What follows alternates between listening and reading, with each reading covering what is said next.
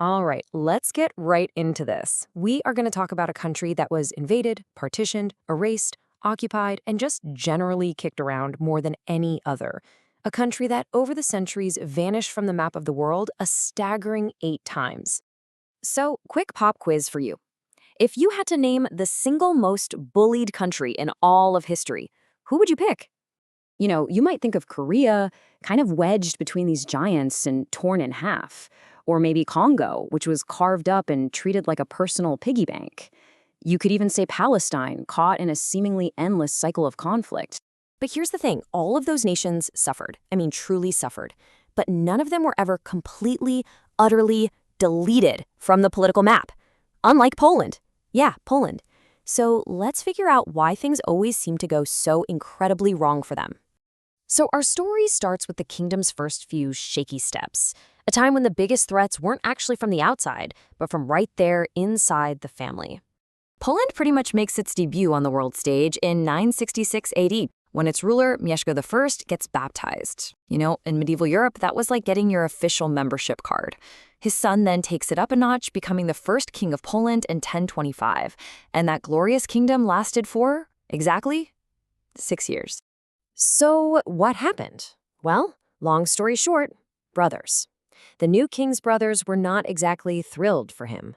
They came back with foreign armies from both the east and the west. The country just explodes into chaos, and the new king gets kicked right off the throne. And even though a version of Poland survived, the king was demoted back to being a duke. The independent kingdom of Poland was gone, and that's disappearance number 1. So after a little recovery period, a Polish ruler in the 12th century had what he thought was a brilliant idea to stop all the family drama. It was called the Seniority system, and let me tell you, it was a very, very bad idea. It basically shattered Poland from a single country into a bunch of mini kingdoms run by squabbling brothers.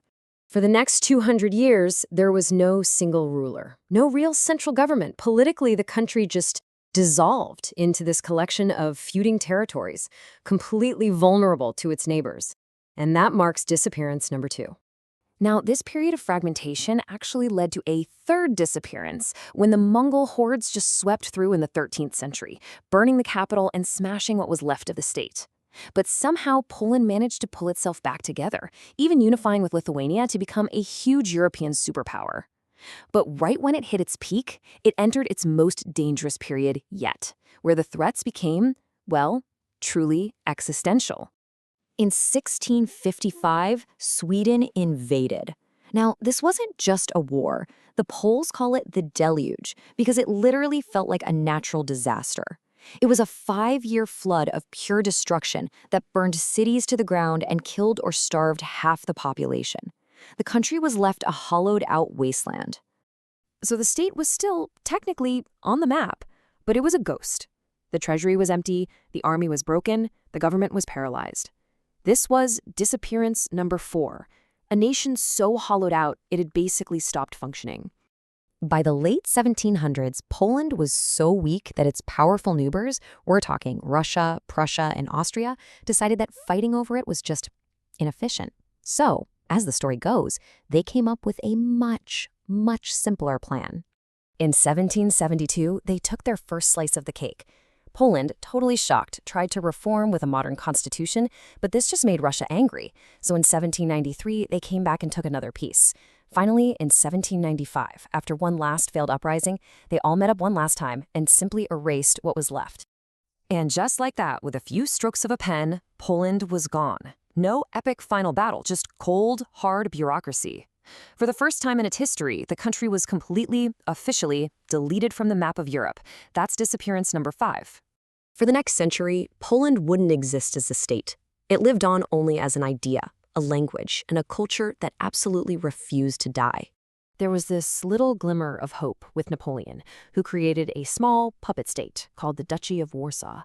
The Poles were thrilled. But when Napoleon lost at Waterloo, the great powers of Europe all got together and basically hit the undo button, putting Poland right back where it was before. The duchy was dissolved. Its lands were chopped up and handed back to Russia, Prussia, and Austria. For the second time, Poland was completely gone from the map. Disappearance number 6. And this time, the bullies were determined to make it permanent. The Prussians tried to erase Poland with paperwork, Germanizing names, banning the Polish language in schools, seizing land. The Russians? Well, they used the bloodied sword, shutting down every Polish school, exiling thousands to Siberia, and brutally crushing the Catholic faith that was so key to the Polish identity. After 123 years of not existing, Poland was miraculously reborn after World War I, only to find itself in what was maybe the most dangerous neighborhood on Earth.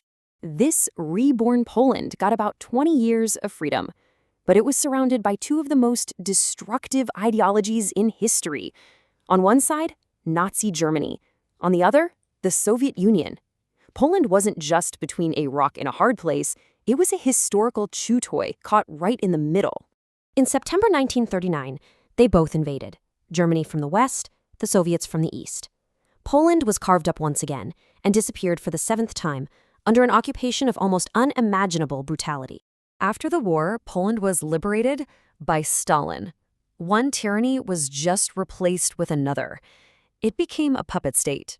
Sure, it had a government, an army, and a flag, but everything was controlled from Moscow. It wasn't free. This total loss of sovereignty marks the eighth and final time Poland disappeared, its fate decided by a foreign power, until the Soviet Union itself finally collapsed. 8 disappearances. I mean, it's an unbelievable story of victimhood. But what's really interesting is when you reframe it, when you stop counting the falls and you start looking at who's actually left standing at the end of it all. Just think about it for a second. Poland outlived the Mongols who burned it. It outlived the Swedish Empire that drowned it. It outlasted the Kingdom of Prussia, the Austrian Empire, and the Russian Empire, all 3 of the powers that carved it up. It survived the Third Reich, which tried to annihilate it, and it survived the Soviet Union, which tried to smother it. They're all gone. They're all in the history books. But Poland is still here. Checkmate.